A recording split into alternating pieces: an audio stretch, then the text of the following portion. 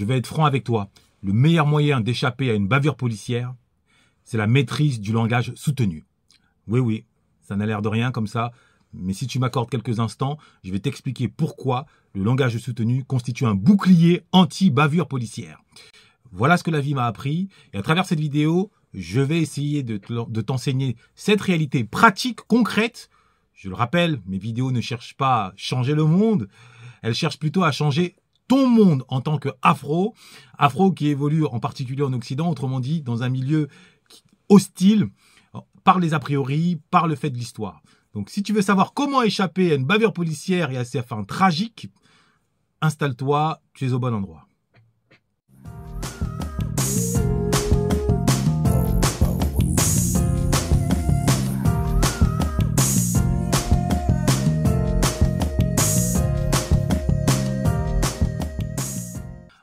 Avant de te parler de ce que j'ai vécu il y a quelques jours, à savoir un contrôle de police qui aurait pu mal tourner, mais duquel je suis sorti avec le sourire, je me dois quand même de te rappeler que le 26 février, je t'attends pour la masterclass premium. Est-ce que tu es concerné? À toi de me répondre. À toi de répondre à la question suivante. Est-ce que tu en as marre d'être perçu comme bête du seul fait que tu ne maîtrises pas le langage soutenu et qu'à ce titre, tu ne parviens pas à avoir la bonne répartie face à des collègues ou face à des personnes extérieures qui ne te connaissent pas? Est-ce que tu en as assez de perdre tes nerfs lors de conversations en raison de ton manque de répartie, de ton manque de précision verbale? Ou même, est-ce que tu en as plus qu'assez d'être forcé, d'être enfermé dans le silence lors de débats contradictoires par manque justement de précision verbale, par manque de maîtrise d'un certain nombre de concepts? En un mot, es-tu prêt à changer de vie de façon radicale en prenant possession de ton super pouvoir, ton logos? Si c'est le cas, tu es le bienvenu le 26 février prochain. Il te suffit pour cela de t'inscrire sur le lien qui se situe dans la bio. Alors, comment j'ai échappé à une bavure policière? La scène s'est tenue il y a 3-4 jours. Je rentrais le soir au volant de mon véhicule et à 300-400 mètres de chez moi, au sortir d'un rond-point, une patrouille de police me demande de me garer avec fermeté et énervement. Bon, là j'avais deux choix, soit ne pas obtempérer, accélérer et fuir, ou du moins tenter de fuir, ou me garer. J'ai choisi la deuxième option, d'autant plus que je n'avais rien à me reprocher. Donc je me suis garé, le policier, le premier qui est venu à ma hauteur, m'a dit « coupez le contact !» avec un ton un peu énervé, sans me manifester la moindre forme de politesse. Et c'est là que le langage soutenu rentre en compte. Pourquoi? J'aurais pu m'emporter devant son manque de respect manifeste. Bien au contraire. J'ai dégainé le langage soutenu, pas avec des longues phrases, avec un simple « Bonsoir messieurs, comment allez-vous » Bonsoir messieurs, comment allez-vous? Alors ça n'a l'air de rien, comme ça dit à froid. Simplement, je peux t'assurer que dans le réel, dans la situation, ça le déstabilise. Pourquoi? Parce que je touche directement dans son inconscient. N'oublie jamais que c'est l'inconscient qui guide l'humain plus que sa conscience. Dans son inconscient, cette expression renvoie à une classe sociale supérieure.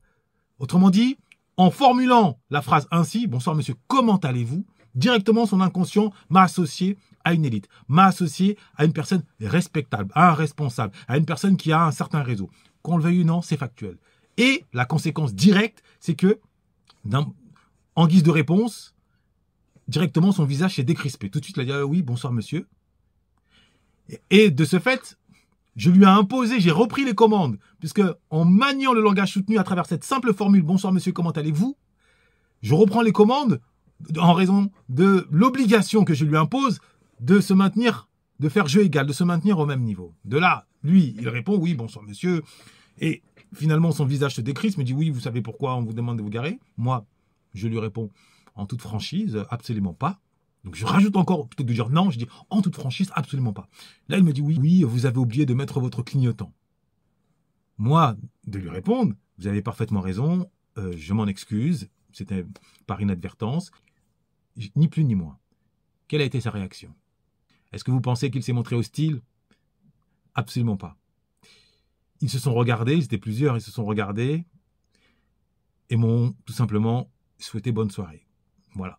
Et m'ont invité à poursuivre ma route. Voilà la réalité. Tout ça parce que, au-delà de ma couleur de peau, j'avais dégainé le langage soutenu. Et en dégainant le langage soutenu, j'étais passé dans son imaginaire du côté des gens respectables. Ma couleur de peau jette un a priori m'enfermant dans une position de Kaira ou de migrant ou de personne à soupçonner. Eh bien, par la maîtrise du langage soutenu, dans son inconscient, je basculais de l'autre côté. Et, qu'on le veuille ou non, nous ne sommes pas à l'époque du Ku Klux Klan. La seule couleur de peau ne détermine pas le comportement d'un policier.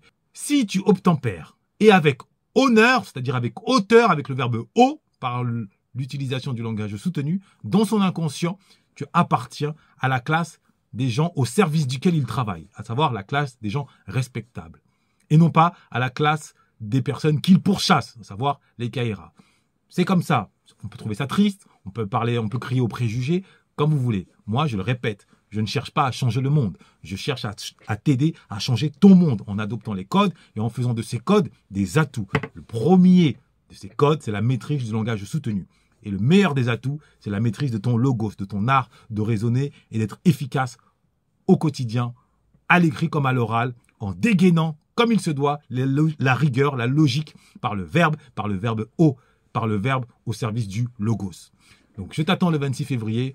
J'espère que cette vidéo te permettra, si tu es jeune, d'éviter de subir les bavures policières, surtout si tu n'as rien à te reprocher, histoire d'éviter que ta mère, que ta femme, que tes enfants versent des larmes qui ne te ramèneront pas, qui ne feront pas machine arrière.